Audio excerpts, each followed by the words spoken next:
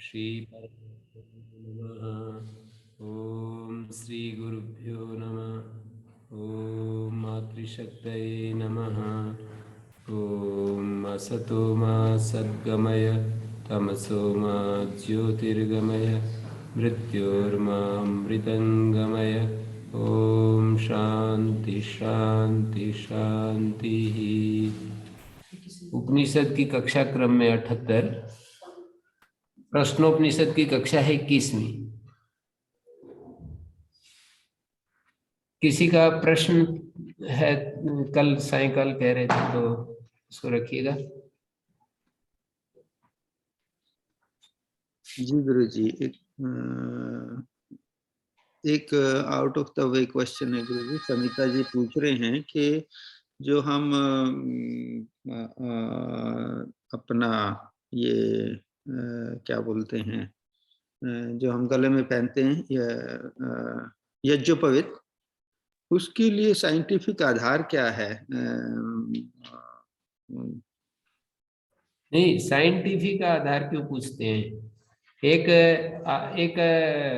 धार्मिक आधार होते हैं, एक शास्त्रीय आधार होते हैं, और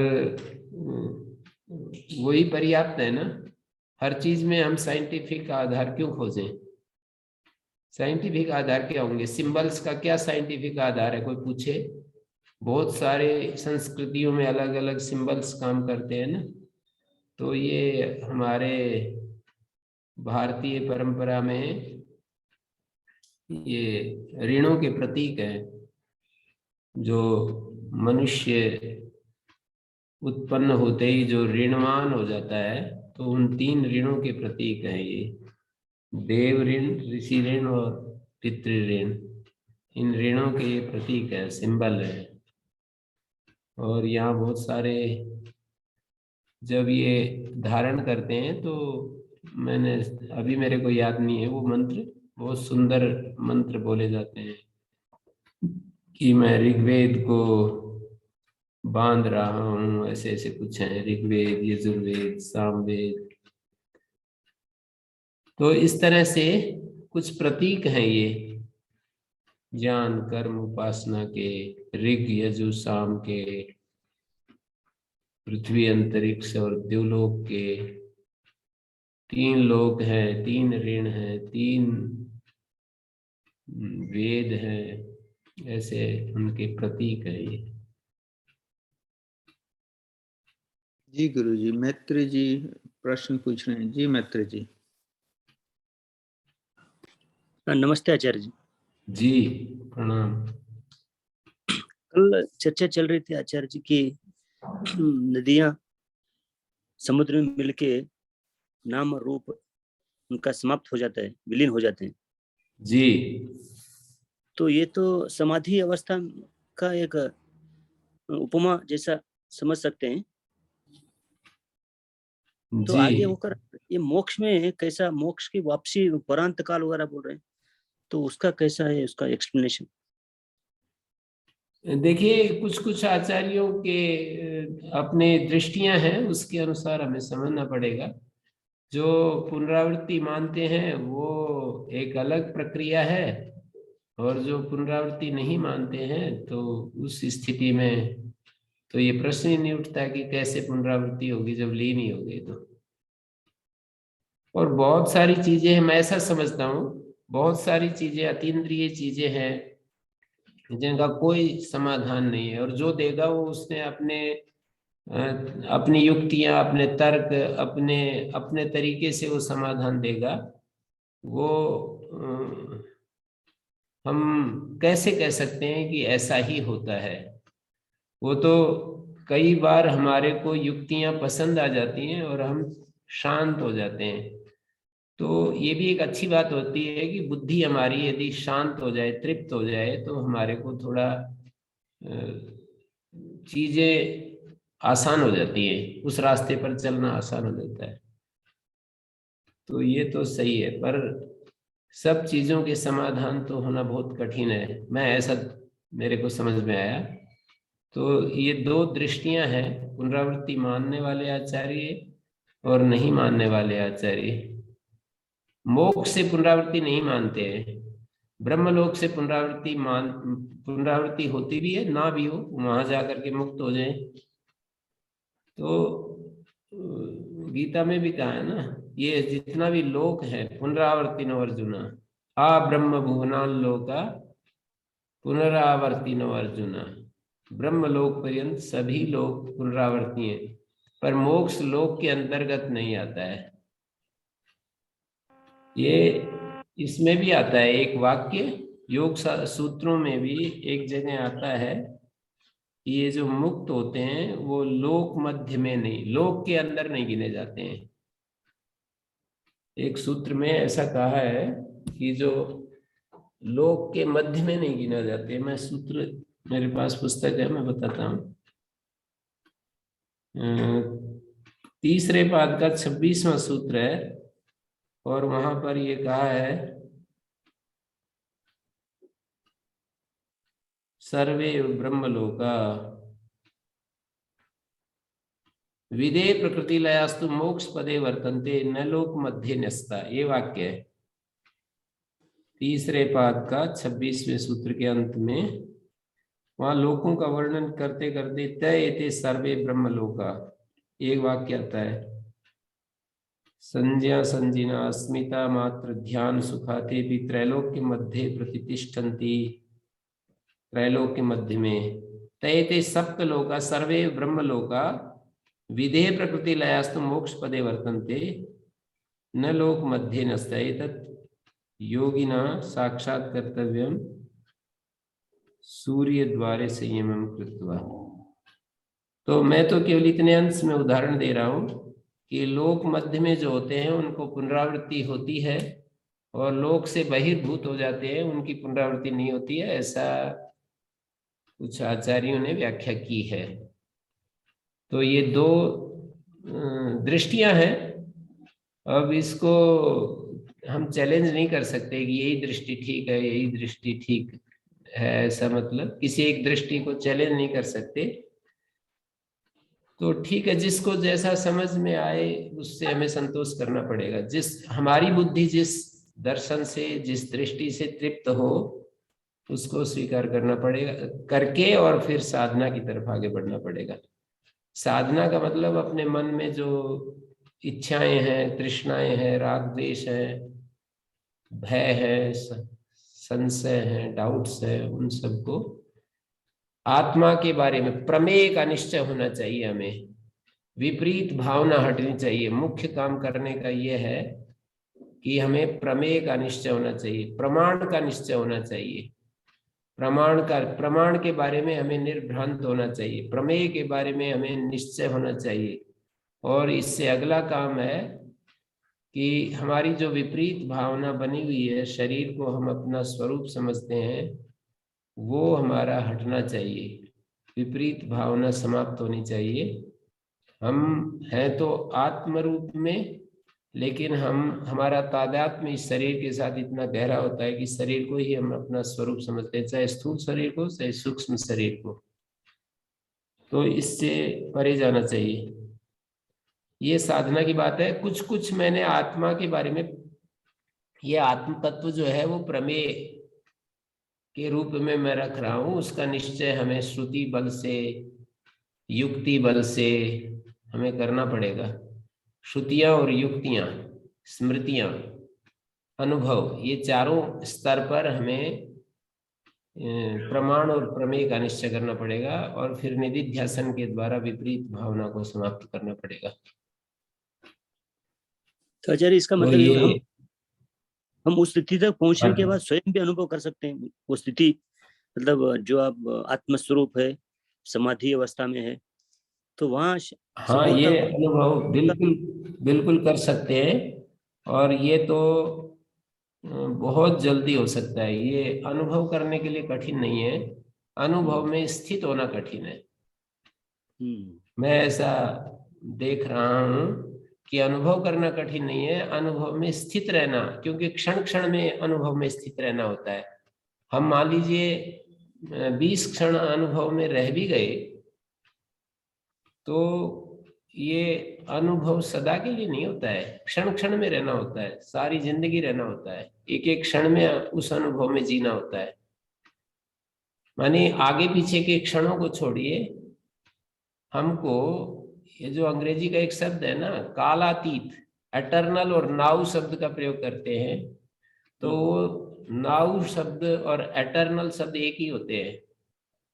उसको बीइंग भी उसका पास्ट, हाँ बीइंग ठीक है, पास्ट प्रेजेंट फ्यूचर जो है ना उससे परे जाकर के बस जो वर्तमान क्षण है उसमें हमें अनुभव होता है, और उस वर्तमान क्षण का अगले ही क्षण समाप्ति हो जाती है, वो एक नया क्षण आ जाता है, और उसमें जो अनुभव होगा वो भी समाप्त हो जाएगा, उससे अगला एक क्षण आ जाएगा। तो शाश्वत जो ये महापुरुष जिनको मुक्त पुरुष कहते हैं ना, उनकी बड़ी जो अचीवमेंट है वो ये है कि उन्होंने पूरे जीवन भर उस अनुभव में स्थित रहे, क्षण क्षण में, पूरे जीवन पर्यंत क्षण क्षण में उस अनुभव में रहे। श्री योगेश्वर कृष्ण है, शंकराचार्य जी का मैं पढ़ रहा था, कितना गुरु के प्रति, जैसे शंकराचार्य जी वेद और गुरु के प्रति बहुत ज्यादा, और भगवान के प्रति भी। मैं सोचता था कि भगवान के प्रति तो कम बोलते हैं, गुरु और वेद की महिमा ज्यादा गाते हैं, पर मैं जब ध्यान से देखा तो जगह जगह उसको भी छोड़ते नहीं है। ऐसे कहते हैं अज्ञानियों के भय हरता उस ईश्वर को मेरा प्रणाम है। तो ईश्वर की कृपा के बिना, अभी किसी ने मेरे को बतलाया, हमारे एक मित्र हैं प्रशांत जी, तो गुरु जी की बात सुना रहे थे, मणि गुरु जी की, तो वो कह रहे थे ईश्वर कृपा के बिना, वो तो परम वेदांत के आचार्य हैं, पर वो बता रहे हैं कि गुरु जी ने कहा कि ये कोई प्रसंग में कहा कि देखो ये सब ईश्वर की कृपा के बिना साध्य नहीं है, ईश्वर की कृपा से ही ये साध्य है। तो ये सब जो है हमें निरंतर उस एक एक क्षण हमें कृपा में रहना होता है। हम कृपा में रहते हैं, फिर भूल जाते हैं, फिर दूसरी चीजों की तरफ हमारा ध्यान चला जाता है, और वो कृपा से हम अलग हो जाते हैं। हम कृपा से अलग हो जाते हैं या आत्म स्वरूप से अलग हो जाते हैं, एक ही बात है। कभी कभी आत्म स्वरूप में हम स्थित रहते हैं क्षण क्षण में, तो भी वही बात होगी। हम समर्पण में होते हैं क्षण क्षण में, तो भी उसका परिणाम वही होगा। एक सांख्य मार्ग है, एक भक्ति मार्ग है, कर्म योग है। कर्म योग है या भक्ति योग है, कोई शब्द भेद से कोई अंतर नहीं पड़ेगा।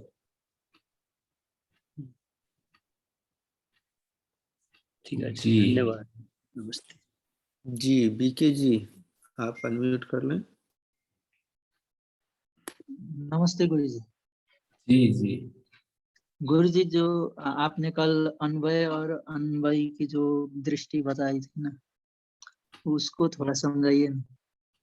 क्या दृष्टि? अन्वय और अन्वय और अन्वय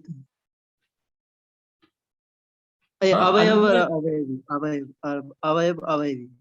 हाँ अवयव अवयवी की दृष्टि ऐसी होती है कि नैयायिक आचार्यों ने ये एक स्थापना की है कि अवयव, कुछ लोग कहते हैं अवयवों का समुदाय अवयवी होता है, कोई अवयवी कोई अलग पदार्थ थोड़ी होता है, पर उन्होंने कहा नहीं, अवयवी की सत्ता है अलग। उन्होंने अपने लॉजिक दिए, तर्क दिए हैं, बहुत बड़ा प्रकरण है, कठिन सा प्रकरण है वो न्याय शास्त्र का, तो उसमें उन्होंने सिद्ध करके दिखाया कि नहीं भाई, अवयवी की सत्ता होती है अलग, अवयवों का समुदाय अवयवी नहीं होता है। अवयव का मतलब तंतु, और पट मानी अवयवी। तो कोई कहेगा कि तंतुओं का समुदाय तो पट है, तो जैसे पदों का समुदाय वाक्य नहीं होता है ना, पद समुदाय को वाक्य नहीं कहते, पदों में एक विशेष संबंध होता है, उसके आधार पर वाक्य बनता है। पद समुदाय मात्र को वाक्य नहीं कहते, ऐसे ही अवयव समुदाय मात्र को अवयवी नहीं कहते, ऐसा उन्होंने बताया।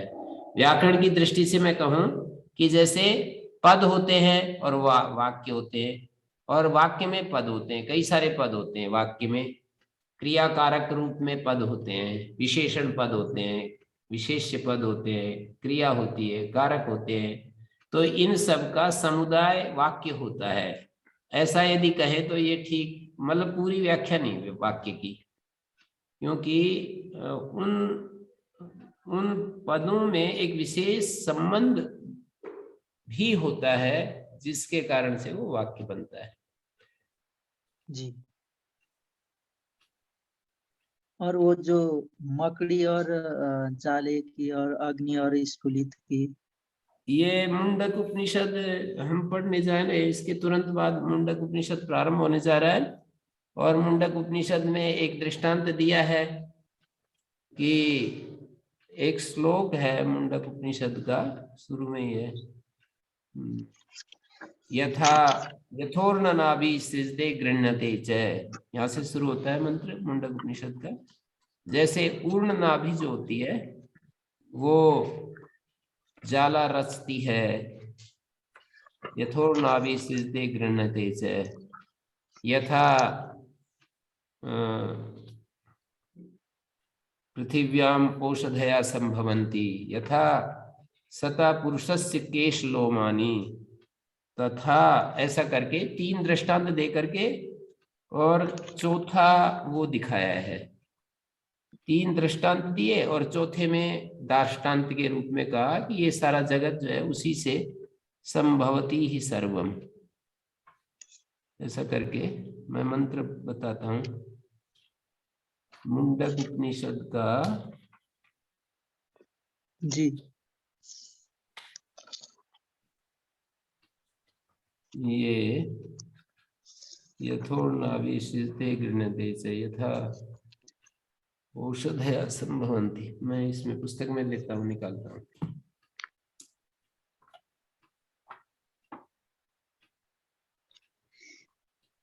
एक मंत्र है मुंडक उपनिषद का, बहुत प्रसिद्ध मंत्र है, सभी लोग उसको जानते हैं, तो वही मैंने मंत्र प्रस्तुत किया। देखिए,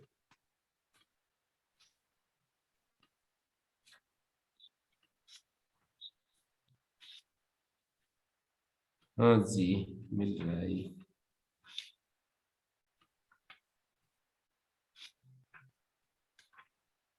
7वें मंत्र। 7वां जी। तीसरे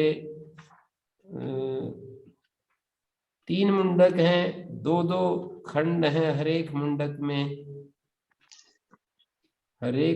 में 2-2 खंड हैं।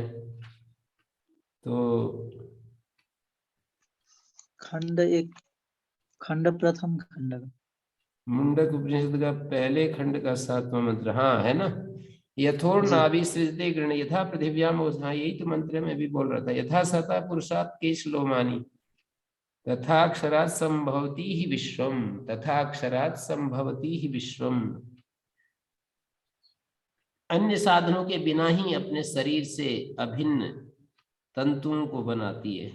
लोक प्रसिद्ध जो मकड़ी है, कोई बाह्य साधन उसको नहीं लेने पड़ते, अपने भीतर से ही तंतुओं को बनाती है और निगल जाती है। पृथ्वी में औषधियां उत्पन्न होती हैं, सजीव पुरुष में विलक्षण केश लोम पैदा होते हैं, वैसे ही अक्षर से सारा जगत पैदा होता है। ये उदाहरण दिया जाता है। ये ऐसे पूछा ना कि 2 विद्याएं होती हैं, परा और अपरा। अपरा विद्या बता दी, परा विद्या जिससे अक्षर जाना जाता है और उसका स्वरूप। अपरा विद्या को बताते समय का यत्तद अदृश्यम अग्राह्यम अगोत्रम अवर्णम अचक्षुश्रोत्रम तदपाणिपादम नित्यम विभुम सर्वगतम सुसूक्ष्म तदव्ययम यद्भूत योनिम परिपश्यन्ति धीरा।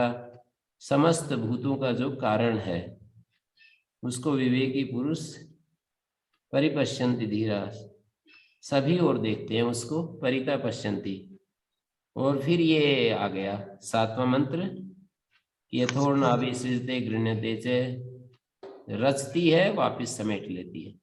पृथ्वी में औषधियां उत्पन्न होती हैं, पुरुष सतः पुरुषात् केश लोमानी, जैसे सजीव पुरुष से सतह पुरुषार्थ का मतलब सजीव पुरुष से केश और लोम पैदा, तथा अक्षरात् संभवति विश्वम।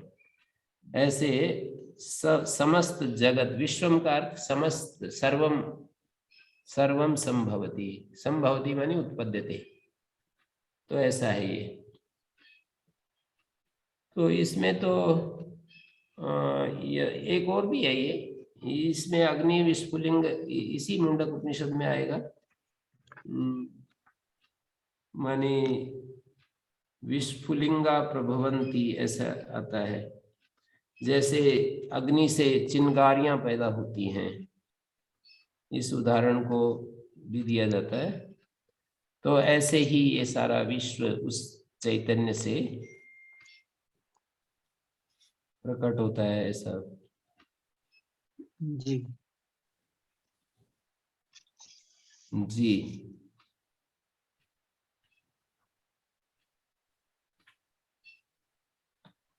हाँ बोलिए। और जी ओम गुरु जी। हाँ जी, और कोई बोलिए। ओम श्री जी। प्रणाम गुरु जी। जी मेरा प्रश्न गुरु जी वो अभी भी मैं थोड़ा पास से बोलिए। हाँ जी पास से आ रहा हूँ। मेरा प्रश्न जो है वो थोड़ा बहुत अभी भी उसी संदर्भ में है जो मैं कल पूछ रहा था कि जो नदियों का समूह बताया गया है पुरुषायण, और उस पुरुष को प्राप्त होकर पुरुष रूप से स्थित होकर उसी प्रकार जैसे समुद्र में नदियां लीन हो जाती हैं, उसी प्रकार इन कलाओं के प्राणादि संज्ञक नाम और अपने अपने विभिन्न रूप नष्ट हो जाते हैं। नष्ट का मतलब अदर्शन हो जाते हैं, उन अदृश्य हो जाते हैं। अच्छा, अदृष्ट हो जाते हैं। क्योंकि मैं नवे समुल्लास में सत्यार्थ प्रकाश में पढ़ रहा था, जब आत्मा अपने 24 गुणों को लेकर जाती है परमात्मा के पास, तो वो नष्ट नहीं होते, वो विलीन भी नहीं होते। मतलब बेसिकली समझा रहे हैं कि मुक्ति में जीव का लय नहीं होता है। वो एक अलग दृष्टि है। यहाँ भी लय नहीं होता, वही हो जाते हैं। उपाधि, जैसे हमारे उपाधि धारण की हुई होती है ना, हम लोगों ने धारण की होती है उपाधियां हटाने का नाम ही मुक्ति है। कुछ अतिरिक्त पाने का नाम मुक्ति नहीं है। अच्छा। ये जो उपनिषद दृष्टि हम सीख रहे हैं, पढ़ रहे हैं, तो इसमें उपाधियों को हटाने का नाम ही सारा साधना है, सारा प्रयत्न है। कुछ पाने का नाम, यहाँ पर पाने के लिए कुछ नहीं किया जाता।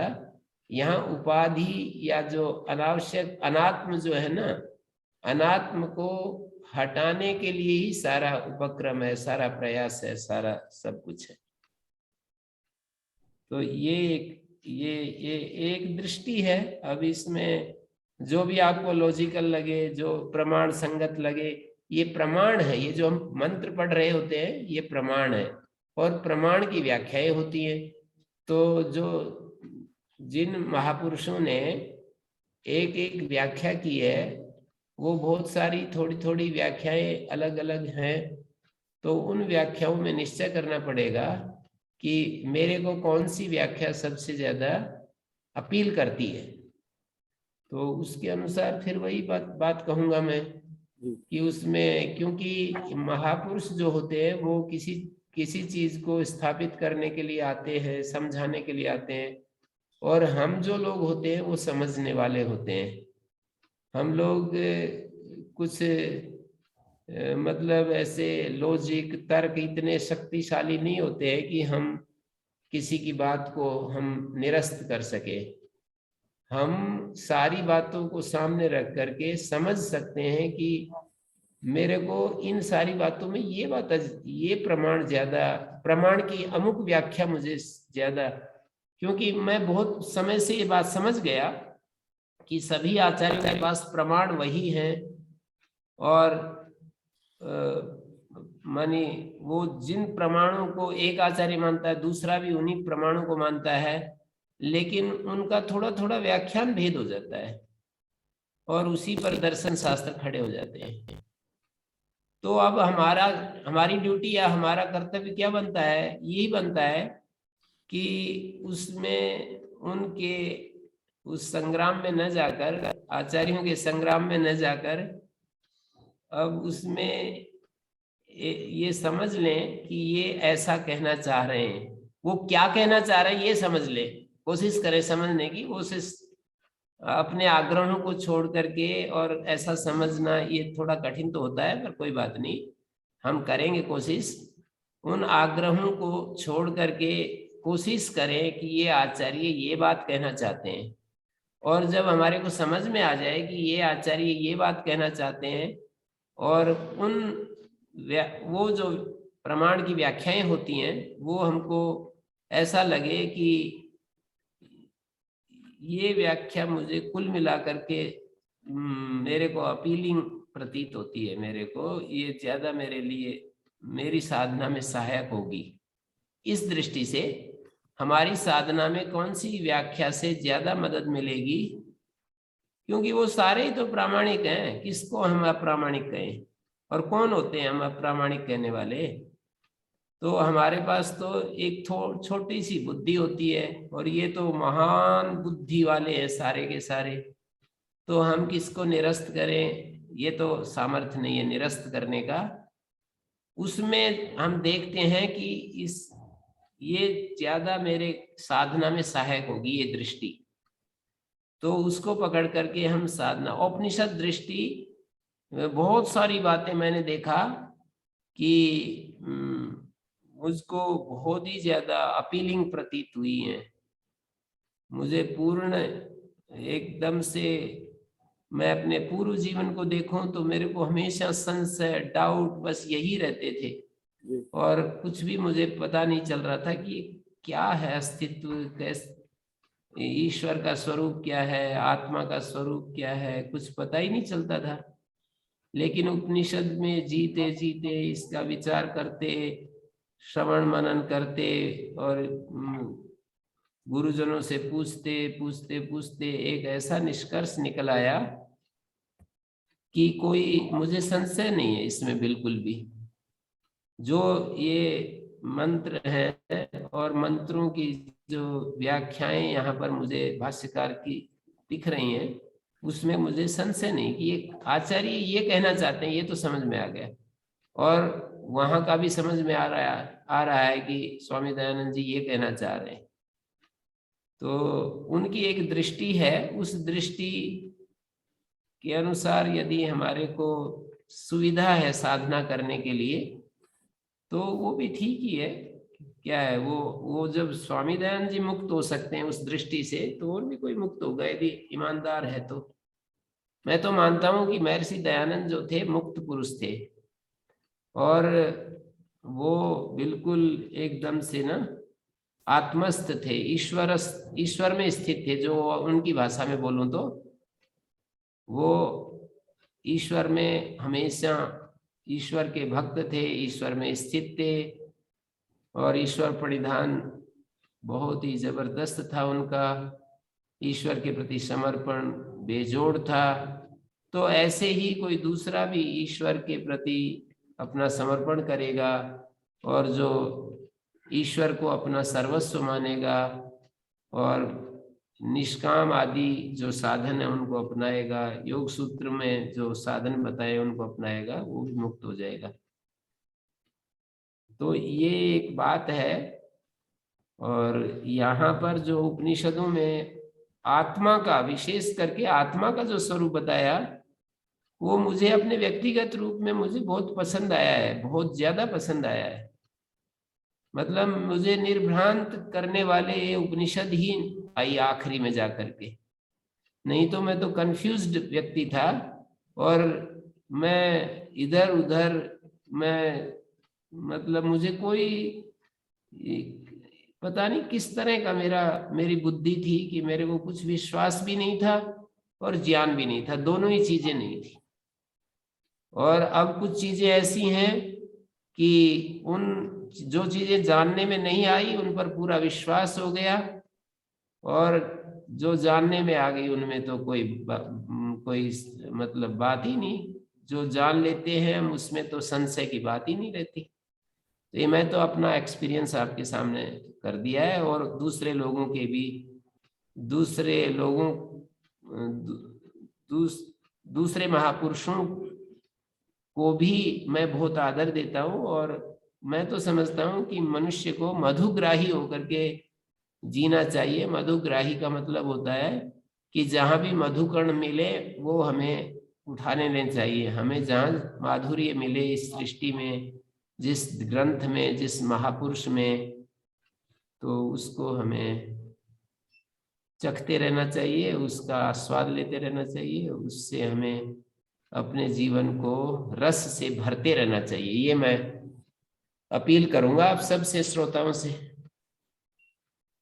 जी गुरु जी, उसमें मेरा अभिप्राय ये नहीं था कि मैं स्वामी जी या दयानंद जी की बात को काट रहा था, या उसका तो प्रश्न ही नहीं उठता है। बेसिकली आपका ही दिया हुआ मूल मंत्र है जो आपने केनोपनिषद में एक बार दिया था कि अभिज्ञातम विजानताम विज्ञातम विजानताम। तो वही चीज है, हम भी उसी तरह से अल्पज्ञ लोग हैं, हम भी वही सोचते हैं उसी तरह से। जो समझ में नहीं आती है वो हमारे लिए अज्ञात है, तो हम उसको लेकर झगड़ा क्यों करें उसके साथ। लेकिन जो चीज समझ में आती है उसमें प्रश्न उठता ही है, इसीलिए मैंने प्रश्न किया था। नहीं, वो तो सब ठीक है, वो करना ही चाहिए। पर मैं भी निवेदन ऐसा कर रहा हूं कि कुछ कुछ दृष्टियों में, जैसे ये जो वाक्य आपने बोला, जिस तरह से माने जिस तरह से, जिस अर्थ में ये बोला गया है ना, उसका आप उपयोग एक अलग सेंस में ले रहे हैं कि हम अज्ञानियों के लिए, ये बात नहीं कही है वहां पर। उस वाक्य में तो ये बात कही है, जो ये कहते हैं ना कि हम जानते हैं ब्रह्म को, आत्मा को, एक प्रमेय, एक जैसे घटपट आदि पदार्थ एक विषय के रूप में हमारे सामने होते हैं, और हम उसके विषयी होते हैं, हम ज्ञाता होते हैं, और ये घटपट आदि पदार्थ ज्ञेय होते हैं। ऐसा जो कहते हैं अविज्ञातम विजानताम, जो अपने को ज्ञाता मानते हैं और ब्रह्म को घटपट आदि की तरह एक विषय के रूप में देखते हैं, तो वो तो अविज्ञात ही रहेगा। और जो कहते हैं कि नहीं नहीं, विज्ञातम अभिजानताम, हम उसको ज्ञेय पदार्थ नहीं बना सकते, ऐसा जो देख रहे हैं उनके लिए वो वास्तव में विज्ञात होता है। विज्ञात होता है का मतलब वो ज्ञातृत्वेन हम उसको, ब्रह्म को, आत्मा को, हम वो सदा ज्ञाता ही बना रहता है, वो कभी भी ज्ञेय कोटि में नहीं आता। उसका जानना विषय के रूप में नहीं होता, अविषय के रूप में, कि वो अविषयितया तस्य ज्ञानम भवति। उसका ज्ञान जो है वो हमेशा विषयी बना रहता है, विषय कभी नहीं बनता। विषयी का मतलब उसके सामने विषय आते हैं, वो किसी का विषय नहीं बनता है, वो कभी भी किसी का विषय नहीं बनता है, उसके सामने विषय आया करते हैं। तो ऐसे ऐसे एक एक प्रमाण का जो अर्थ है वो अब आप अपने हिसाब से भी लेते हो अर्थ। ऐसा नहीं है कि मैंने जो बता दिया आप उसी भाव के साथ मेरे उस प्रमाण को बिल्कुल ग्रहण कर पा रहे। बहुत लंबी साधना है ये, धीरे धीरे धीरे धीरे, बार बार। मैं स्वयं ऐसा है, मैंने 50 बार एक ही बात को अलग अलग टाइम में पूछा है अपने गुरुजी से, अब भी पूछता हूँ। ऐसा नहीं है कि उनको पता नहीं है कि ये वही बातें पूछता रहता है, पता है उनको, पर वो जानते हैं ना कि ऐसा ही होता है कि हमें बार बार पूछना ही होता है। तो मैं ऑब्जेक्शन नहीं कर रहा हूँ कि आप पूछ रहे हो तो ऐसा क्यों पूछ रहे हो, मैं स्वयं इसका अपवाद नहीं हूँ, मैं भी पूछता हूँ, रोज पूछता हूँ और वही बातें पूछता हूँ। तो उसमें पूछने में कोई बात नहीं है, पर मैं स्पष्ट कर रहा हूँ कि ये दृष्टियां एकदम से, जैसे एक न्याय वैशेषिक की दृष्टि है, सांख्य योग की दृष्टि है, वेदांत की दृष्टि है और महर्षि दयानंद की दृष्टि है।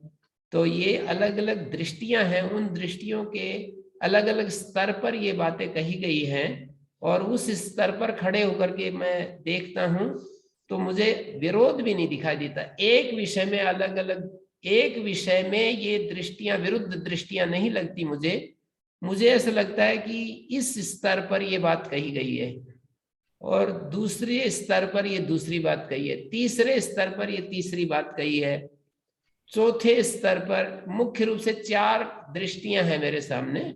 एक न्याय वैशेषिक की दृष्टि, एक सांख्य योग की दृष्टि, एक वेदांत की दृष्टि और एक महर्षि दयानंद की दृष्टि। ये 4 दृष्टियां हैं मेरे सामने और इनमें टकराव की बात नहीं है। एक स्तर पर ये बात है, दूसरे स्तर पर ये है, इस स्तर पर ये है, इस स्तर पर ये है, ऐसा मुझे समझ में आया है। मैं अपनी समझ को आपसे शेयर कर रहा हूं। मतलब एक विषय में ये विरुद्ध दृष्टियां नहीं हैं, ऐसा मैं समझा। एक ही विषय में ये विरुद्ध दृष्टियां नहीं है, अलग अलग लेवल पर वर्टिकल एक पहाड़ जैसा समझ सकते हैं, सत्य को पर्वत जैसा। तो एक स्तर पर एक दृष्टि है, दूसरे स्तर पर दूसरी दृष्टि है, तीसरे स्तर पर तीसरी दृष्टि है और चौथे स्तर पर चौथी दृष्टि है, ऐसा हम देख सकते हैं। तो उसमें महर्षि दयानंद ने जो लिखा है वो ठीक लिखा है अपने हिसाब से। उन्होंने अपने हिसाब से का मतलब जो प्रमाण उन्हें मिले हैं और उस प्रमाण की जो उन्होंने व्याख्या की है और जो उनको अनुभव हुआ, जो बुद्धि में, जो समझ में उनको पूरा स्पष्ट हुआ, वो हमारे सामने रखा है। तो वो हूबहू उसको तालमेल करना चाहेंगे ना इस उपनिषद दृष्टि के साथ, सब विषयों में करना चाहेंगे, तो मेरे से तो नहीं हो पाएगा। बाकी कोई कर पाते हैं तो मैं उससे बहस नहीं करूंगा कि वो ठीक है, अच्छा है, कोई कर पा रहा है तो ठीक है गुरुजी, समझ में आ गई। एंड इसी तरह से इसी दृष्टिकोण से मैं देखूंगा इसे। धन्यवाद जी गुरुजी।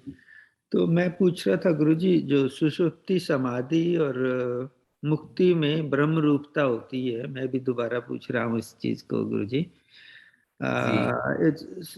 मतलब निद्रा सोते हुए की तो चाहे पापी है, चाहे अज्ञानी है, चाहे विद्वान है, चाहे योगी है, सबको दुख का तो समझ आता है कि कोई दुख नहीं होता किसी तरह का। जी जी। और आनंद सुख की उसमें अलग अलग लेवल होता है क्या गुरुजी? सुषुप्ति में और समाधि में सुख एक ज्ञानी है, एक अज्ञानी है, तो उसमें सुख में भी कुछ डिफरेंस होता है क्या गुरुजी? और जागृत के हिसाब से तो जब जागृत अवस्था में है, एक योगी है, उसकी सुख की आनंद की मतलब लेवल अलग है, वो तो मैं समझता हूँ। लेकिन जो सुख का लेवल तीनों अवस्था में, निद्रा की अवस्था में, समाधि की अवस्था में, तो शायद एक ही होना चाहिए। तो इससे ये समझ आता है क्या समाधि में जो समाधि लगने पर जो हमें सुख की अनुभूति होती है, एक अज्ञानी को या ज्ञानी को भी वैसी ही सुख की अनुभूति होती है जैसे हम निद्रा में लेते हैं? देखिए, निद्रा जो स्थिति है उसमें तो अज्ञान रहता है ना हमारा, मतलब अज्ञान जिसको कहते हैं, प्रकृति का संपर्क रहता है ना। और तो जो वहाँ समाधि और वहाँ गुरुजी वो नहीं मतलब उपाधि खत्म नहीं हो जाती क्या? नहीं होती खत्म, कारण उपाधि रहती है ना, कारण उपाधि रहती है वहां पर। लेकिन असंप्रज्ञात समाधि जिसको कहते हो, वहां तो कारण भी नहीं रहता है। तदा द्रष्टु स्वरूप अवस्थानम, आत्मा अपने स्वरूप में होता है और अज्ञान भी नहीं रहता है, जिसको असंप्रज्ञात समाधि कहते हैं। तो और मोक्ष, इन दोनों में तो एक ही स्थिति रहेगी, असंप्रज्ञात समाधि में और मोक्ष में। पर सुसुप्ति में एक अंश में समानता है, एक अंश में वैधर्म है, साधर्म भी है और वैधर्म भी है। साधर्म क्या है? कि जैसे मुक्ति में दुख नहीं होता है, समाधि में दुख नहीं होता है और सुख होता है। दो चीजें होती है ना, दुख नहीं होता है, सुख होता है। तो साधर्म तो यही है कि दुख नहीं होता है और सुख होता है। पर ये अंतर है। मैं आपको ना, ये जो है उपनिषद का, इसको कहते हैं निष्कल और अकल। और ये आपने ये प्रश्न उठा ही दिया, तो मैं एक प्रसंग, वो जब उपनिषद आएगा तो दोबारा पढ़ लेंगे, कोई बात नहीं, उसको मैं फिर आपके सामने रख रहा हूं। अभी आज ही शुरू कर रहा हूं उसको। एक इंद्र और प्रजापति का संवाद है, और वो कथा मैंने पहले भी सुनाई कि इंद्र जो थे और विरोचन दोनों प्रजापति के पास गए और उन्होंने ये बात सुनी थी कि ये आत्मा अपहत पापमा है। 8 चीजें आत्मा के बारे में उन्होंने सुनी। जैसे आजकल विज्ञापन सुनते हैं, वैसे ही आत्मा के बारे में प्रजापति के द्वारा कही गई 8 विशेषताओं को सुना और उससे वो प्रभावित हुए। जैसे कि हम किसी की स्तुति सुनते हैं तो हम उससे प्रभावित होकर के फिर हम उस तरफ आकृष्ट होकर के उस चीज को पाना चाहते हैं। तो प्रजापति के द्वारा ये कहा गया, क्या कहा गया? प्रजापति ने ये बात कही कि ये आत्मा ऐसा ऐसा है।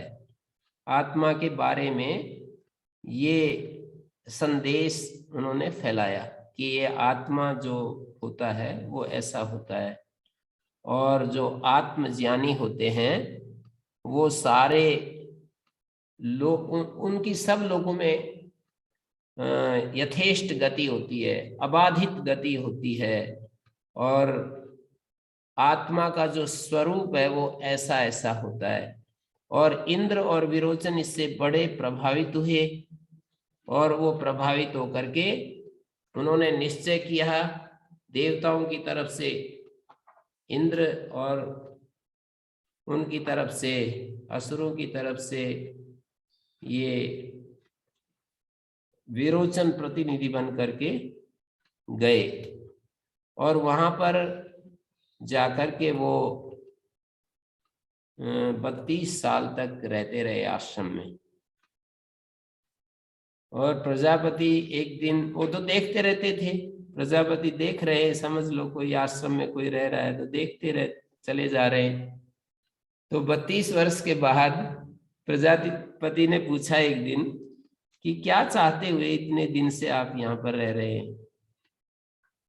तो उन्होंने कहा कि आपका एक हमने विज्ञापन सुना था कि ऐसा ऐसा आत्मा का स्वरूप है, और हम आत्मा के स्वरूप को जानने के लिए आपके पास आए हैं, ऐसे उन्होंने कहा। तो आत्मा का क्या स्वरूप आप लोगों ने मेरी तरफ से, कौन सी चीज थी जो आपको आकृष्ट किया?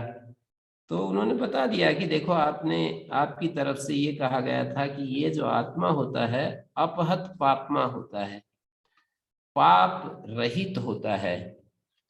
मतलब एष आत्मा अपहत पापमा, 8 चीजें बताई। विजर होता है, जरा रहित होता है, मृत्यु रहित होता है, विमृत्यु विशोक शोक रहित होता है, भूख प्यास से रहित है, विजिगित्सा पिपासा, सत्य काम होता है, सत्य संकल्प होता है, मानी उसकी कामनाएं हमेशा पूरी हुई रहती हैं, कोई कामना उसकी शेष नहीं रहती, सत्य संकल्प होता है, जो भी संकल्प उसके अंदर आता है वो पूरा हो जाता है।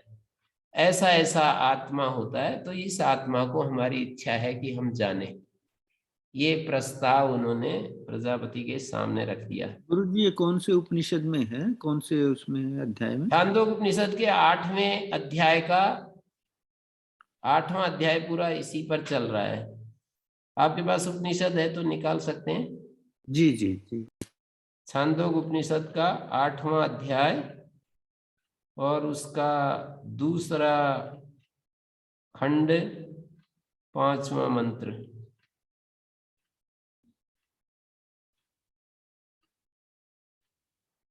दूसरे खंड का 5वां मंत्र है।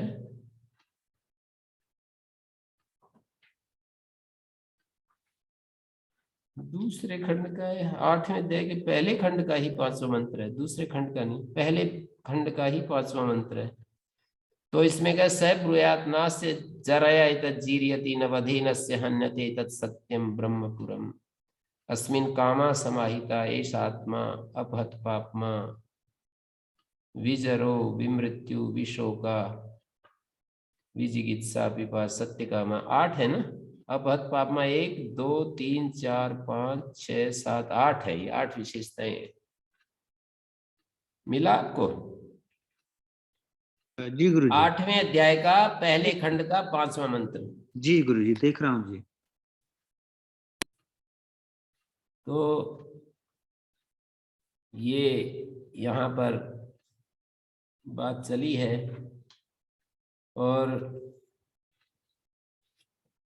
ये तो बहुत मतलब थोड़ा धैर्य मांगता है, इसको समझाने के लिए मुझे थोड़ा टाइम लगाना पड़ेगा। आत्मा के बारे में बहुत ही तेजस्वी वर्णन है ये सारा, और कुछ कुछ प्रकरण है जो ये जैसे अकल और शकल की बात यहाँ आई, ऐसे ऐतरेय उपनिषद में जो एक अध्याय, तीसरा अध्याय है, तो वहां एक प्रसंग है, कोयम आत्मा यम वयम उपासमहे, ये कौन आत्मा है जिसकी हम उपासना कर रहे हैं। 5-4 मंत्र है पर बहुत ही सुंदर विवेचन किया है वहां पर, ऐतरेय उपनिषद के अंत में जाकर के तीसरे अध्याय में। आप जो जो मैं बताता जाऊं आप नोट करते जाएं।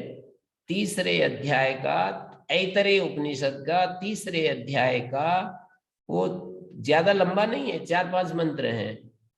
कोयम आत्मा, ये कौन आत्मा है जिसकी हम उपासना कर रहे हैं, ऐसे खोज कर रहे हैं, ऐसे ऋषि लोग इकट्ठे होकर के और विचार कर रहे हैं। ऐसे ही छांदोग्य उपनिषद का 6ठा अध्याय है पूरा, 6ठा अध्याय है, 7वां अध्याय है, 8वां अध्याय है। आत्मा के बारे में यदि जानना है तो 6ठा 7वां 8वां अध्याय।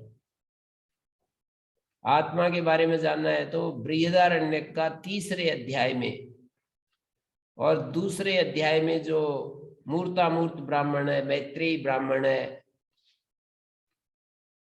बृहदारण्यक उपनिषद का मूर्तामूर्त ब्राह्मण दूसरे अध्याय में आता है। मूर्तामूर्त ब्राह्मण, मैत्रेय ब्राह्मण, मैत्रेयी ब्राह्मण, मधु ब्राह्मण,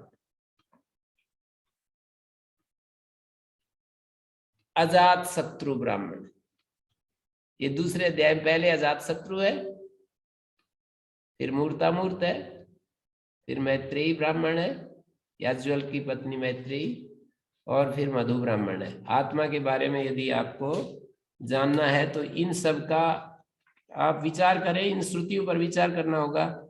ऐसे ही तीसरे अध्याय में, बृहदारण्यक उपनिषद के तीसरे अध्याय में भी आत्मा के बारे में बहुत सारा सुंदर विवेचन है।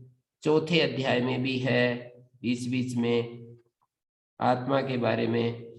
तो छांदोग्य उपनिषद का 7वां 8वां 9वां आत्मा के बारे में, भृगुवल्ली में भी, ब्रह्मानंद वल्ली और भृगुवल्ली में भी, ये जो तैत्तरीय उपनिषद की ब्रह्मानंद वल्ली और भृगुवल्ली में भी आत्मा के स्वरूप को ही प्रकट करने के लिए वो सारा विवेचन है। तो यहाँ पर जो है आत्मा के 8 चीजें यहाँ पर गिनाई हैं कि आत्मा ऐसा ऐसा होता है, हमने आपसे सुना और हम आ गए। तो उन्होंने मतलब वो उनको बिठाया और बताया कि सुनो, तव है 32 8वें अध्याय का छांदोग्य उपनिषद का 7वें खंड में जाकर के वो कह रहे हैं, तव है 32 वर्षाणि ब्रह्मचर्यम पूषतु तव है प्रजापतिर्वाच किमिच्छन्तो अवास्तम, ऐसे बोले 32 वर्ष तक ब्रह्मचर्य धारण किया प्रजापति, उसके बाद क्या चाहते हुए तुमने वास किया है। ये तो 32 वर्ष बाद उनको ये बात की उन्होंने कि क्या चाहते हुए तुम इतने वर्ष से यहाँ पर रह रहे हो, उनका धैर्य देखिए। यह आत्मा अपहत पापमा विजरो विमृत्यु विशोको विजिगित्सो अपिपासा सत्य काम सत्य संकल्प सो अन्वेष्टव्य स विजिज्ञासितव्य। आपने ऐसा कहा, उसकी अन्वेषणा करनी चाहिए, उसको जानना चाहिए। और आपने ये भी कहा स सर्वांश्च लोकान आपनोति सर्वांश्च कामान आपनोति यस्तम आत्मानम अन्विद्य बिना विजानाति। जो उस आत्मा को गुरु आचार्यों से जानकर और फिर जानता है, तो ऐसे इति भगवतो वचो वेदयन्ते तम इच्छन्तो अवास्तम, उसको चाहते हुए हम रहे हैं। तो देखिए प्रस्ताव इनका यही है ना कि आपकी तरफ से हमने ये सुना है कि आत्मा ऐसा ऐसा होता है, उसको जानना चाहिए, उसको खोजना चाहिए। जो आत्मा को जान लेता है उसकी सारी कामनाएं पूरी हो जाती हैं, उसको सब कुछ मिल जाता, मतलब उसको कुछ रहता नहीं है, पाने के लिए कुछ शेष नहीं रहता है, उसको कुछ पाने के लिए शेष नहीं। सर्वांश्च लोकान आपनोति सर्वांश्च कामान, उस आत्मा को अनुविद्य मानी पहले आचार्य और शास्त्र के अनुसार जानता है और फिर अपने अनुभव में जानता है, उसकी ये स्थिति आ जाती है। तो उन्होंने समझाया, तो उन्होंने जागृत अवस्था का दृष्टांत पकड़ करके समझाया। फिर भी उनको एक तो उसी समय खेल से आउट हो गए। विरोचन तो पहले ही क्रम में ठीक है बता दिया है आत्मा क्या होता है, और वो संतुष्ट होकर के चले गए। लेकिन इंद्र तो बार बार जिज्ञासा करता रहा और कहता रहा कि मेरे को तो आपका ये लक्षण ही नहीं घटता हुआ दिखाई देता है। जिस आत्मा का आप स्वरूप दिखा रहे हो, क्या दिखाया था? ये छाया पुरुष दिखा दिया, जो दर्पण में चित्र दिखा दिया, आंख में जो चित्र दिखा दिया, और शराब जो पानी का कोई कटोरा लेकर के और उसमें देखो क्या देख रहे हो। तो ये सब दिखाने के बाद उन्होंने कहा कि मेरे को ये समझ नहीं आ रहा है कि एक तरफ तो आत्मा को अपहत पापमा बता रहे हो, ऐसा ऐसा बता रहे हो, जिसको आप आत्मा कहते हो उसमें ये लक्षण पूरे घटते ही नहीं। तो उन्होंने कहा कि हाँ ठीक समझे हो, इसको हम जो है और बताएंगे।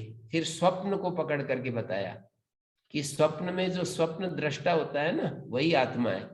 तो बहुत सारी चीजें तो चली गई, पर वहां पर भी उसका भय, उसका शोक, ये सारी चीजें बची हुई हैं। और आपने तो आत्मा के बारे में ये कहा कि वो उसको कभी शोक नहीं होता, कभी भय नहीं होता। फिर उन्होंने कहा कि और अभी साधना करो, 32 साल 32 का वो समय देते रहे। और उन्होंने सुसुप्त पुरुष का वर्णन किया कि सुसुप्त में जो होता है वो आत्मा है। तो उन्होंने वो बोले कि ये सारी चीजें ठीक हैं कि सुसुप्त पुरुष को सब समस्याएं खत्म हो जाती हैं, पर वो तो अपने को भी नहीं जानता है, वो तो अपना भी अनुभव उसको नहीं होता है, ऐसी स्थिति में चला गया। तब उन्होंने कहा कि अब बहुत नजदीक आ गए हो, 5 वर्ष तक आप और रहिए हमारे पास। और उस समय वो 8वें अध्याय, ये जो 12वां खंड है इसका, वहां पर वो अपनी बात कहते हैं कि ये आत्मा, ये जो हे इंद्र, ये जो शरीर है ना, ये मर्त्यम वाइदम शरीर, ये शरीर मर्त्य है और मृत्यु ने इसको पकड़ा हुआ है। महर्षि दयानंद ने भी ये इस मंत्र को उद्धृत किया सत्याप्रकाश में कि जैसे शेर के मुंह में बकरी होती है, ऐसे मृत्यु के मुंह में हमारा ये हम मृत्यु के मुख में ऐसे पड़े हुए हैं जैसे शेर के मुख में बकरी हो। तो इदम शरीरम आत्म मृत्युना तदस्य अमृतस्य अशरीरस्य आत्मनो अधिष्ठानम। ये आत्मा तो अशरीर है, ये तो अमृत है, अनुच्छित्ति धर्मा है, अविनाशी है, और इसका अधिष्ठान ये शरीर है। अर्थात इस आत्मा, इस अधिष्ठान में, इस शरीर में, इसको हम पहचानते हैं, जानते हैं, इसकी खोज कर रहे हैं। आप तो वही सशरीरा, ये जब सशरीर होता है तो प्रिय और अप्रिय इनसे इसकी मुक्ति नहीं होती है। सशरीर सता प्रिया प्रिय और अपहतिर नास्ति, प्रिय और अप्रिय से मुक्ति नहीं हो पाती है। अशरीरम वावसंतम न प्रिया प्रिय स्पृशता, ऐसा कहा कि जब हम अशरीर अवस्था में होते हैं तब प्रिय प्रिय नहीं छूते हैं। तो यहाँ शरीर से तीनों शरीर लिए गए हैं, कारण, सूक्ष्म और स्थूल, तीनों शरीर। केवल स्थूल शरीर की बात नहीं कर रहे हैं, ये शरीर मात्र से जब हम संबद्ध होते हैं तो प्रिय और अप्रिय कुछ न कुछ जुड़ा ही रहता है। तो ये सुसुप्ति की बात आप पूछ रहे थे, सुसुप्ति में कुछ वैधर्म तो रहता ही है ना। सुसुप्ति में हमारा कारण शरीर के साथ संबंध रहता है, और कारण शरीर के साथ संबंध है तो हम जैसे ही उठेंगे वैसे फिर सारी दुनिया शुरू हो जाएगी। प्रिय और अप्रिय से मुक्ति नहीं होती, क्योंकि बीज तो बाकी बचा हुआ है ना, बीज शक्ति बची हुई होती है ना। तो इसके बाद ये बात कही एक दूसरे मंत्र में, 8वें अध्याय के दूसरे मंत्र में जो कहा, बहुत सुंदर कहा। ये बोले कि अशरीरो वायु अभ्रम विद्युत स्तन, इतनो 4 उदाहरण दिए। बोले जैसे वायु, बादल, विद्युत और स्तनयित्नु। विद्युत जो प्रकाश हमें बादल में चमकता है ना, जो बिजली, उसको विद्युत कहते हैं। जो कड़कती उसको स्तनयित्नु कहते हैं। ये चारों जो हैं अशरीर होते हैं, और वो अशरीराणि एतानि, वायु अशरीर होता है, और अभ्र विद्युत स्तनयित्नु ये भी अशरीर होते हैं। जब अशरीर कैसे होते हैं, ये जब ये इस आकाश के साथ एक रूप होते हैं। ये जो आकाश दिखाई देता है, आकाश में वायु चलता हुआ नहीं दिखता, लेकिन वायु आकाश के साथ एक रूप होता है। फिर ये जो अब्र है, बादल, आकाश में बादल होता है पर दिखाई नहीं देता, एक ऐसा बिल्कुल निर्मल आकाश होता है ना। फिर विद्युत और स्तनयित्नु ये भी अशरीर होते हैं, अर्थात उनका प्रकट रूप हमें दिखाई नहीं देता। यथा एतानि अमुष्माद आकाशात् समुत्थाय परम ज्योति रूप संपत्ति, ये अशरीर होते हैं, लेकिन सूर्य ज्योति के साथ इनका संपर्क होता है, इन अशरीरों का, तो ये प्रकट हो जाते हैं आकाश से। समुत्थाय का मतलब प्रकट हो जाते हैं, अलग हो जाते हैं परम ज्योति को प्राप्त करके। परम ज्योति का मतलब यहाँ पर सूर्य ज्योति, सावित्र ज्योति। और स्वेन रूपेण अभिनिष्पद्यन्ते, अपने वास्तविक स्वरूप में आ जाते हैं। स्वेन रूपेण, ये जब अशरीर वायु होता है, अभ्र विद्युत स्तनयित्नु अशरीर होते हैं, तद यथा एतानि अमुष्माद आकाशात् समुत्थाय, इस आकाश से उठ करके परम ज्योति उपसंपद्य, परम ज्योति को प्राप्त करके स्वेन रूपेण अभिनिष्पद्यन्ते, अपने स्वरूप में आ जाते हैं। किस स्वरूप में आ जाते हैं? वायु दिखने लगती है, ज्योति दिखने, ये विद्युत दिखने लगती है, स्तनयित्नु दिखने लगती है, बादल दिखने लगते हैं। यही इनका अपना स्वरूप में आना है। कैसे आते हैं ये? सावित्र ज्योति के संपर्क से। ये तो दृष्टांत है। दार्ष्टान्त में क्या बता दिया? तीसरे मंत्र में बतलाया, एवं एष संप्रसादो, ये जो संप्रसाद जीव है, अस्मात् शरीरात् समुत्थाय, ये जो शरीर है हमारा, ये जो शरीर दिखाई दे रहा है, इस शरीर के साथ एकीभूत रहता है। कौन? ये जीव इस शरीर के साथ एकीभूत रहता है। दृष्टांत में क्या बताया था कि वायु अशरीर होता है और आकाश के साथ एकीभूत रहता है। वहां पर आकाश के साथ एकीभूत बताया था, यहां पर जीव को शरीर के साथ एकीभूत। हम जो शरीर धारण कर रहे हैं, स्थूल शरीर, सूक्ष्म शरीर, कारण शरीर, इस शरीर के साथ जीव एकीभूत रहता है। मानी जीव शरीर से अलग कुछ नहीं दिखाई देता है। जीव शरीर से अलग कुछ नहीं दिखाई देता है। और इसको फिर बता रहे हैं कि शरीर से उठकर परम ज्योति रूप संपत्ति, ये जब परमात्मा ज्योति से संपर्क होता है तो स्वेन रूपेण अभी निष्पद्यते, यही जीव अपने सच्चे स्वरूप में आ जाता है। परमात्मा ज्योति से को प्राप्त करके परम ज्योति रूप संपद्य स्वेन रूपेण विसंपद्यते, मानी अपने वास्तविक स्वरूप में आ जाता है। जैसे वायु सूर्य ज्योति को प्राप्त करके अपने वास्तविक स्वरूप में आ जाता है, वो अशरीर होता है, वायु दिखाई नहीं देता, लेकिन सूर्य ज्योति को पाकर वायु वायु रूप में आ जाता है, बादल बादल रूप में आ जाता है, बिजली बिजली रूप में आ जाती है, और ये एकदम से कड़कने लगती है, एकदम चमकने लगती है, बादल बरसने लगता है। सूर्य ज्योति के संपर्क में ये अशरीर सशरीर हो जाते हैं, अपने वास्तविक स्वरूप में आ जाते हैं। ऐसे ही जीव परमात्मा ज्योति को पाकर के अपने जो शरीर के साथ तादात्म्य था उससे ऊपर उठकर, उससे अलग होकर अपने वास्तविक स्वरूप में आ जाता है। उसको उत्तम पुरुष कहते हैं, वो उसका वास्तविक स्वरूप है, उत्तम पुरुष कहते हैं उसको। ये जो कथन है, और वो बताया कि वो वास्तव में उसका असली स्वरूप है। परमात्मा ज्योति को पाकर शरीर से अलग होकर, इस शरीर से अलग होकर अपने वास्तविक स्वरूप में आ जाता है, उत्तम पुरुष के रूप में प्रकट हो जाता है। और इसको कहा कि ये जो है, इससे पहले क्या स्थिति होती है, जैसे हमारा एक रथ होता है, रथ में घोड़े होते हैं, बैल होता है, गाड़ी होती है, वैसे ही इस शरीर में प्राण जुड़ा हुआ होता है। जैसे गाड़ी में, रथ में जैसे बैल और घोड़े जुड़े रहते हैं, ऐसे ही इस शरीर में ये जो सूक्ष्म शरीर है, हमारे स्थूल शरीर में, अस्मिन शरीर का मतलब स्थूल शरीर में, और प्राण का मतलब सूक्ष्म शरीर। स्थूल शरीर में प्राण जुड़ा हुआ होता है, और आत्मा उस समय अपने उत्तम पुरुष में, आत्मा उस समय अपने उत्तम पुरुष के रूप में नहीं होता है। आत्मा उस समय अपने कहना चाहिए शरीर के साथ तादात्म्य रूप में होता है। तो इस पर और भी विचार करना पड़ेगा, समय तो काफी बढ़ रहा है। ये शेखर जी, मैंने जो कुछ कहा इसमें कुछ समझ में आया आपको?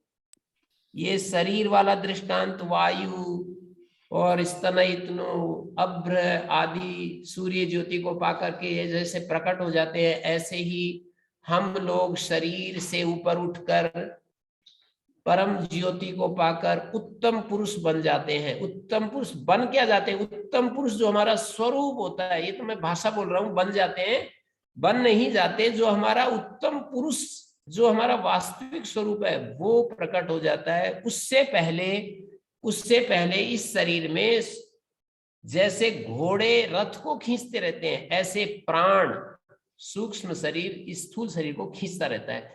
हमारा जो वास्तविक स्वरूप है, उत्तम पुरुष, वो नहीं प्रकट होता है।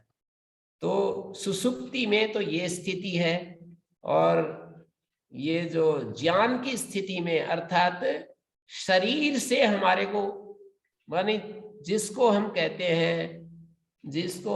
हैं कि आत्मोपलब्धि, माने असंप्रज्ञात समाधि आदि जिसको हम कहते हैं, तो वो समाधि भी एक अलग स्थिति है। यहाँ पर उपनिषद में जिसको कहा है, ये समाधि से बिल्कुल एकदम से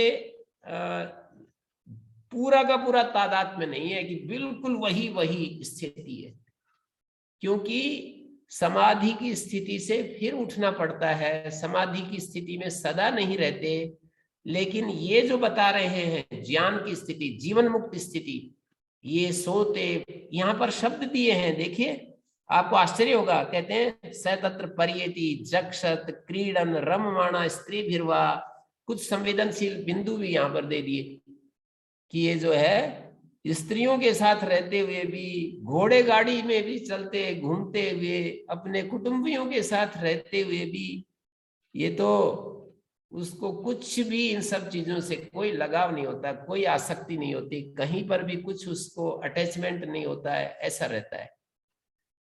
तो ये जैसे मैंने कहा सुसुप्ति समाधि में थोड़ा वैधर्म्य है, ऐसे समाधि और मुक्ति में भी थोड़ा वैधर्म है और तीनों में साधर्म भी है, ऐसा मैं उत्तर दूंगा। जी जी जी गुरु जी। जी या नो, अज्ञानता के पर्दे थोड़े थोड़े कम होते जाते हैं, जैसे कहते हैं आंखों की नीड उतर रही है। तो नहीं, बहुत अच्छा है गुरु जी, थोड़ा थोड़ा स्पष्ट हो रहा है गुरु जी। जी मतलब मैंने ये मुख्य रूप जी से जी इतना जो विवेचन किया उसके पीछे बस इतनी बात कही कि साधर्म भी है वैधर्म भी है। जी जी माने कुछ साधर्म है, पूरा का पूरा वो तो सामान्य कथन है, समाधि सुसुप्ति मोक्षेशु ब्रह्म रूपता, एक सामान्य कथन है। सामान्य कथन साधर्म के ऊपर टिका हुआ है, पर तीनों स्थितियों में मुझे वैधर्म दिखाई दे रहा है।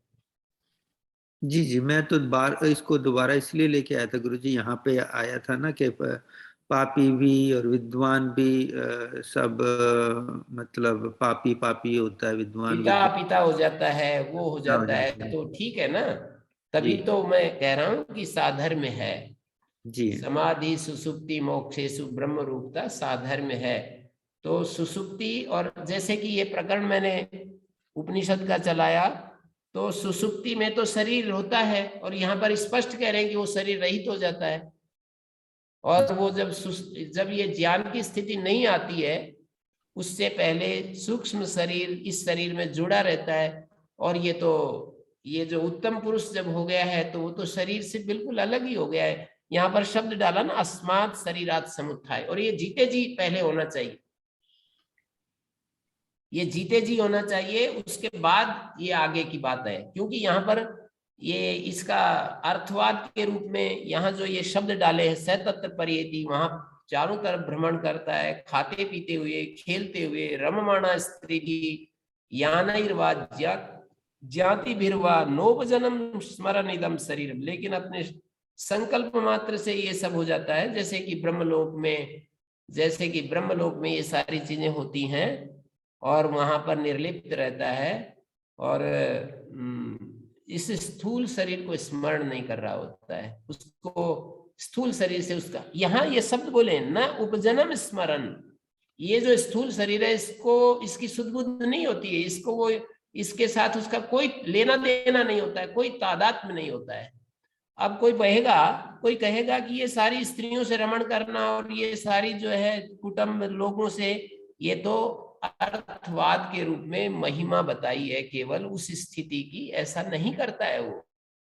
जरूरत है ये सब स्त्रियों से खेल क्रीड़ा वगैरह करने की, ये तो केवल लोगों को प्रेरित करने के लिए इसको बोलते हैं प्ररोचना के लिए ये भाषा बोलती है, और इससे ज्यादा इसमें कुछ नहीं है। अर्थवाद बोलते हैं इसको, प्रेरणा के लिए कि ये इतनी उत्तम स्थिति है जिसको संसार में तो ऐसा किया ही नहीं जा सकता है कि कोई स्त्रियों के साथ रहे और अपने आत्म स्वरूप में रहे, ऐसा हो ही नहीं सकता है। असंभव बात जो है वो संभव हो जाती है, ऐसा यहाँ पर अर्थवाद के रूप में जो है यहाँ प्रस्तुत किया है। जी गुरु जी। जी बहुत बहुत धन्यवाद और हम गुरु इस जी। पर विवेचन करते रहेंगे।